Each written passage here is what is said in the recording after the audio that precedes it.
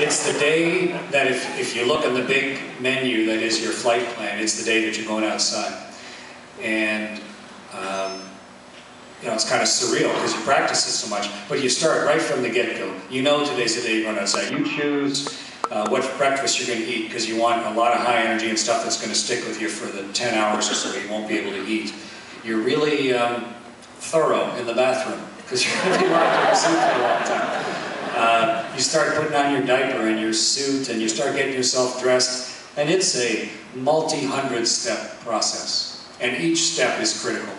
And you really start building a spaceship around your body, a one-person spaceship around your body, starting with the cooling garment that goes underneath, right through to getting into the lower torso, the hard upper torso, snapping the custom-built gloves in. It's almost as if the beautiful airplanes that are out here on the ramp, if you walked out on the ramp and they started building an airplane custom-made for your body around you, that's what a spacesuit is like. And each step is so painstaking and careful. And then finally, you're in your suit properly, you get into the airlock, your assistant or intra-vehicle officer closes the hatch, you start dumping all of the air out of the airlock, your suit starts to pressurize, it actually starts to get really quiet because all that transmitted noise and air and people, now there's this quiet little hum of the fan because the air is really thin, about 1/3 of an atmosphere. And you've been working every step. And you know, like when Tom and Tammy back on STS-80, I think, they got to step 445, which was, you know, turn the great big lever and open the hatch to go outside. They turned that lever and it jammed. And they never got outside on a spacewalk on that shuttle flight. So you know, even though this is the day you're going to do a spacewalk, there's no guarantee. So you're working through every one of those steps very, very carefully, but finally it comes to the 4th or 500th step. You open that thing, you push the hatch, or you pull the hatch up and in, and you push the cover out, and you grab both sides, and you pull yourself out into the universe, physically. And it's as if we were sitting here in the dark, and you kind of push yourself up on the chair, and suddenly you found yourself hanging on the side of a cliff in the middle of the day, like you're out on Yosemite suddenly. The transition from being in this little tight claustrophobic room to suddenly being outside in the universe. And it was emotionally overwhelming. Just the juxtaposition of place, but also just the visual onslaught. I mean, looking out the windows from the inside is beautiful, but being outside is a world apart. And you're holding onto the space station with one hand. You're tethered. You're tethered, but your tether is invisible to you. You know, your real link is one hand. And on one side is the entire universe, the blackness of forever on one side, and on the next to you, the world is just pouring by like Technicolor. Every color and texture just ripping by past you, and you're in the middle of that. Trying to think what your next step was supposed to be. It's spacewalking. You should try it. Spacewalking is a magnificent experience.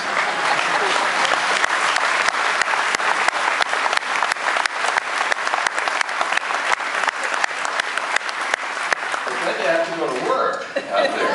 Yeah, and I resolved to myself I was going to be eloquent and leave like a little verbal diary of everything that had happened out there and talk about my transient thoughts. And I listened to the tape afterwards and all it is, wow. The whole time. But yeah, you're working, and I did 2 spacewalks during STS-100 and just under 15 hours. So 10 times around the world while we were outside and ran into a bunch of snags. I was blinded for a half-hour during my spacewalk with contamination in the suit, worked through a bunch of problems, but we're really successful, and we were so pleased to back away from the space station with a great, big, strong Canadarm on the bottom of it that from that moment on built the rest of the space station from the shuttles piece by piece. So a tremendous experience. When you think back to Ed White and Gene Cernan and Buzz Aldrin and what their experiences were in Gemini compared to what the technology, how great were the leaps in the capability that allows you to do what you did and describe it the way you did compared to what they dealt with? enormous. I've also spoken to Alexei Leonov, the first Russian to do a spacewalk, and Alexei just about died on his first spacewalk. He had to depressurize his suit down just to be able to bend enough to get back inside. He should have gotten the bends really badly, just because they didn't know what they didn't know. Gene Cernan had a really similar experience, horrifically overheating, visor fogging up, had to abort a lot of his tasks. You know, they were just making it up, you know, and trying to figure out what to do. And then we did all sorts of testing through the shuttle era of how to build things, all sorts of ideas that we tried out in the relative safety of the payload bay, where we could come back in quickly, until we hit what we called the wall of EVA, of building space station. We knew we were signing up for many, many dozens of spacewalks, each one building on the next.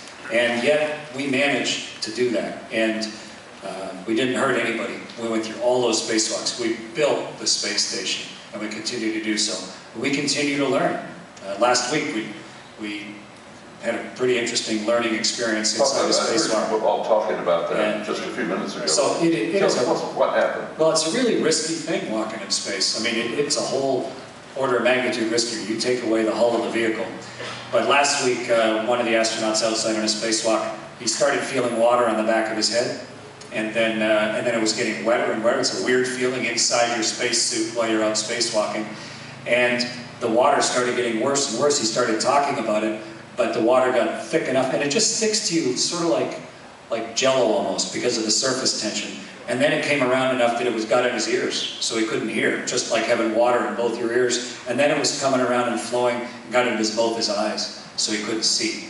And his name's Luca, and Luca was mostly deaf and mostly blind last week out on a spacewalk. Managed to find his way back in, just barely able to see. And by the time he got back into the airlock, he was spitting the water out of his mouth inside his suit to be able to get back in. We brought him in after about an hour and a half of a spacewalk, and we're still, right now we can't do a spacewalk on the space station because we don't know what the problem is with the suit.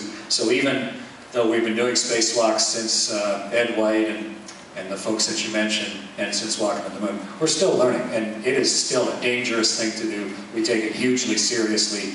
It's a beautiful thing to do. It's a vital, necessary thing to do on a space station, but we sure don't do it recreationally. It's a hard and risky thing to do. You're up there